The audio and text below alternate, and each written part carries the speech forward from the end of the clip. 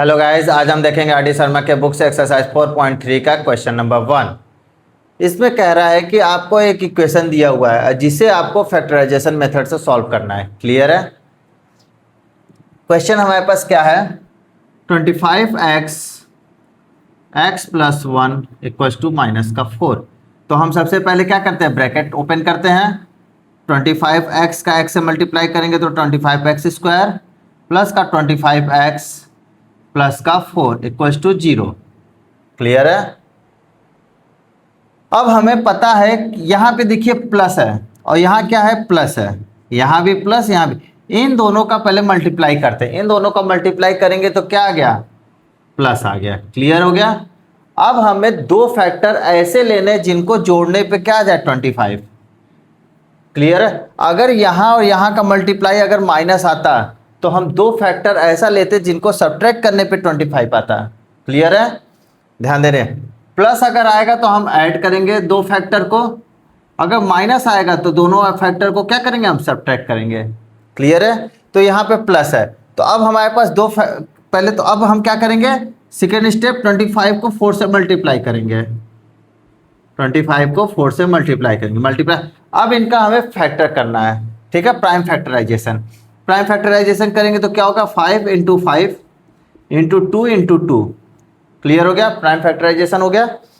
अब हमें क्या करना है, ऐड करने पे यहाँ से हमें दो फैक्टर ऐसे चाहिए जिसको ऐड करने पे 25 आ जाए। क्लियर है? तो देखिए हम कैसे बनाते हैं। 5 5 जा 25 और 2 2 जा 4। क्या इन दोनों को ऐड करने पे 25 आ रहा है? नहीं। तो हम ये दोनों फैक्टर हम नहीं लेंगे। क्लियर है? अब हम क्या ले रहे हैं, 5 2 जा 10 और 5 2 जा 10। क्या इन दोनों को ऐड करने पे 25 आ रहा है? नहीं। तो हम 10 और 10 दो फैक्टर नहीं लेंगे, क्योंकि हमें दो फैक्टर ऐसा चाहिए जिससे कि हमें ऐड करने पे 25 आ जाए। अब क्या ले रहे हैं हम, देखिए 5 2 जा 10 2 जा 20 और यहाँ से 5 बचा। तो क्या इन दोनों को ऐड करने पे 25 आ रहा है? यस। तो हम दो फैक्टर ले सकते हैं, क्या, 20 और 5। क्लियर है? तो हम यहाँ से उठाएंगे क्या, 25x स्क्वायर, एक लेंगे क्या 20x और एक 5x लिया हमने, प्लस का 4 इक्वल टू। इसी को क्या कहते हैं, फैक्टराइजेशन मेथड। क्लियर है? कि हम एक नंबर को फैक्टर में फैक्टराइजेशन करके हम इस क्वेश्चन को सॉल्व करने की कोशिश कर रहे हैं। अब यहाँ पे देखिए कॉमन क्या है, 5 कॉमन है तो 5x कॉमन ले लेंगे। तो यहाँ क्या बचेगा, अगर हम 5x कॉमन ले लेंगे तो 5 5 जो 25, यहाँ से 5 और x 2x है, दो बार x है। एक्स स्क्वायर का क्या मतलब होता है, x इंटू एक्स। तो यहाँ से हमने एक x उठा लिया तो एक x बच गया, प्लस का 5 का 20 प्लस का 4। अब यहाँ से देखिए कोई कॉमन नहीं है तो 1 कॉमन ले लेंगे हम। क्लियर है? अब देखिए इस टर्म में और इस टर्म में अब देखिए प्लस से इधर वाला और प्लस से इधर वाले में कॉमन क्या है, 5x प्लस 4। क्लियर है? तो हम दोनों में से 5x प्लस 4 कॉमन उठा लिया। तो अब यहाँ में से अगर हम 5x प्लस 4 कॉमन लेंगे तो क्या बचेगा, 5x ही तो बचेगा। और यहाँ से 5x प्लस 4 उठाएंगे तो क्या बचेगा, 1 बचेगा। क्लियर है?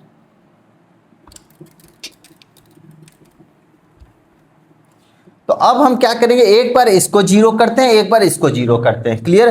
क्यों जीरो करते हैं, चाहिए मैं हम समझ लेते हैं। क्योंकि दोनों का मल्टीपल क्या है, जीरो। मतलब अगर मैं ये कहूं a into B equal to 0 है, ठीक है, मान लिया हमने a into B equal to 0 है, तो अगर किसी दो नंबर का मल्टीपल 0 है तो ये 100% श्योर है या तो ये इक्वल टू 0 होगा या तो ये इक्वल टू 0 होगा, आइदर a और b। क्लियर है? अगर दोनों में से कोई एक टर्म अगर 0 नहीं है तो दोनों का मल्टीपल 0 कभी हो ही नहीं सकता है। क्लियर है? इसका मतलब या तो a 0 होगा या तो b 0 होगा, तभी इन दोनों का मल्टीपल 0 हो सकता है। इसीलिए यहाँ पे हम क्या लेते हैं, या तो ये 0 हो सकता है या तो ये 0 हो सकता है, तभी इन दोनों का मल्टीपल 0 आएगा, अदरवाइज आ ही नहीं सकता है। क्लियर है? तो हम 5x प्लस 4 इक्वल टू क्या लेंगे, 0। हम इसको इक्वल टू 0 क्यों रखते हैं, ये आई थिंक आपको क्लियर हो गया होगा। ठीक है? तो यहां से x की वैल्यू क्या निकल के आ गई, -4/5। क्लियर है? फर्स्ट वाला देखते हैं। अब सेकेंड वाला क्या है, 5x plus 1 equal to 4, 5x plus 1 equal to 0। यहां से x की वैल्यू क्या निकल के आएगी, -1/5। क्लियर है? तो हमारा रिजल्ट क्या होगा?